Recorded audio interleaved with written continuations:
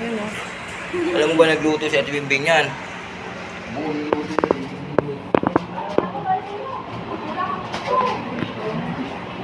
o, naka-isda. Selfie. Ay, may tilapia oh. Tilapia ba? Tilapia ng buwang. Ha? Malaki tilapia. Si John kumaray. Okay. Put-put oh. Picture ka tayo. Tingnan mo yung paa. Kaya mo. Mas lamang sa'yo yung taas. Wow. Ang daming put-put. Ano? Ano yan? Put-put? Ito ba? Put-put ba yan? I-kumira mo. No, laki.